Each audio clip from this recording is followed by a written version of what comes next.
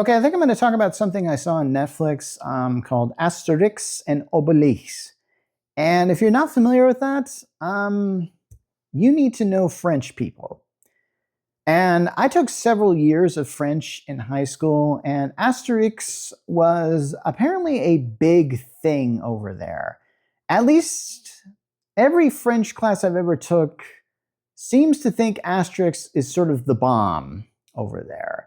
I'd say it's like their Mickey Mouse, but I honestly don't think even Mickey Mouse is really all that good. But hey, maybe he's more like their Bugs Bunny. I'm going to say that. Asterix is their Bugs Bunny. Asterix and Obelix now has a computer animated series on Netflix. And I watched the first few episodes and I actually thought this is pretty good. In fact, if you're not familiar with this, I keep seeing this first scene, which deals with this kind of battle and stuff like that, where these characters are basically beating up a lot of bad guys. It's pretty good. If you aren't familiar with essentially the setup of Asterix and Obelix, it takes place in essentially Roman times.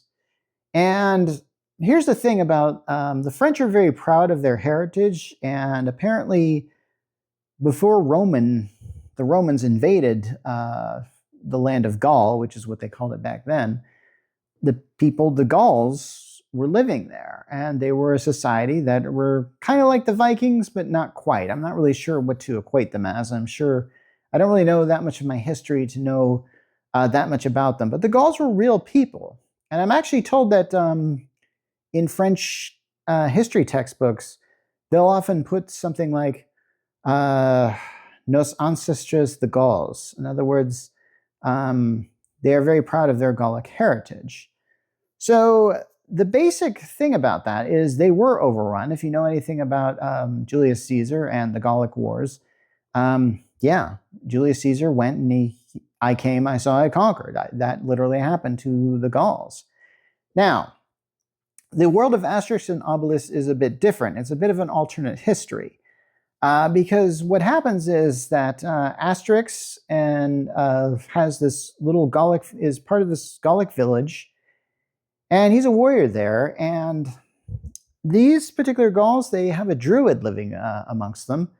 And I have no idea if the druids are even part of Gallic heritage. Maybe they are, maybe they weren't, or maybe this is just something they just threw in there just because it was kind of around the time period. I get the feeling that whoever created Asterix and Obelix, and I'm pretty sure the guy has a name, I don't remember it, but he was probably playing fast and loose with the history of this. And that's fine. I mean, it's just kind of a cartoon for kids, for crying out loud, which is actually, done kind of well. I mean, I kind of feel like its humor is it's one of those humor that can appeal to both kids and adults. It's just fun, really. And I read some of the comics back then, and I read them in French, and I discovered that there are a lot of puns.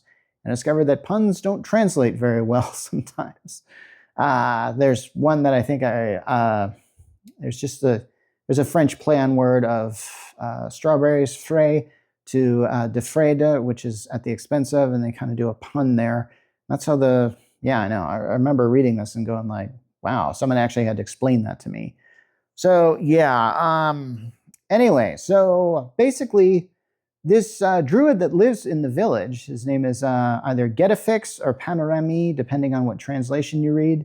But he's normally called Getafix because, they do puns like that. Like the chief is known as Vital Statistics. Very funny. They always do a lot of things like that. They always have puns like that as far as the names go, which is great because they're easy to remember now. And so what happens is this druid creates this potion which can grant you strength. And so as a result, the Gauls of this village, they just drink up this potion every time the Romans invade, and they just mow them down. It's that simple, essentially. So that's how that works. And that's essentially the premise of Asterix and Obelix, is that you just kind of have that sort of situation there. It's a complex situation to explain, but once you have it, it's not, even if you didn't really know the history and you just watch this, it would tell you what's going on and stuff like that. And even if you knew nothing about history, you would just like it because it would just be very funny to to watch. So I don't think this is I'm very certain, and I just know because of how this was taught to me in my older French class about the popularity of these characters. There is no way that this is the first adaptation of these characters. I know for a fact that it just can't be. And I'm sure that that in France, they probably have made 2D cartoons on them. I'm very certain there was like a live action movie of it on Netflix that I once watched, maybe a year or two ago. And, and it was in French, so it was dubbed. So a lot of the stuff maybe didn't translate very well.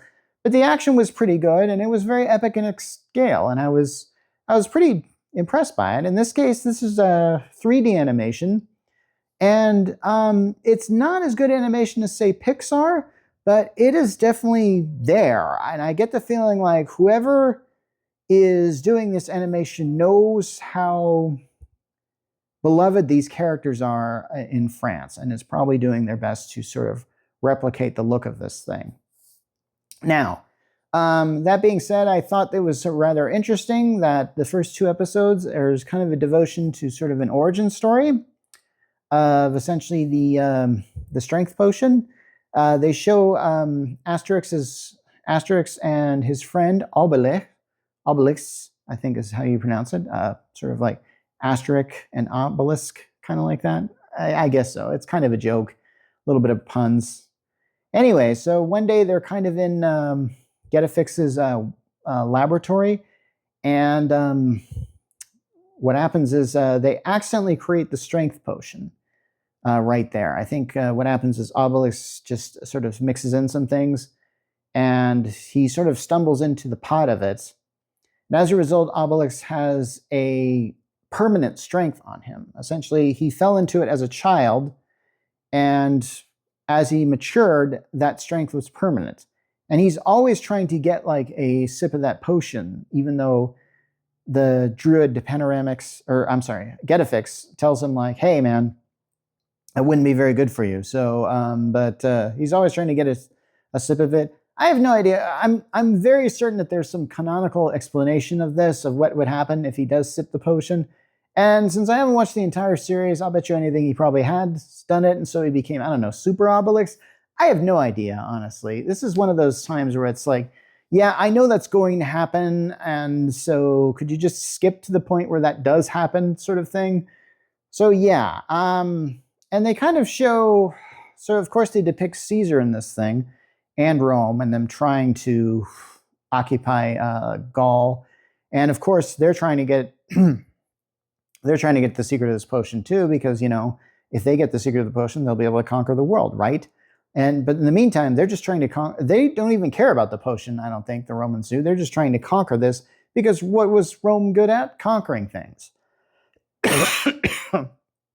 So I have to admit, I like seeing these characters, and I like seeing them in animation form.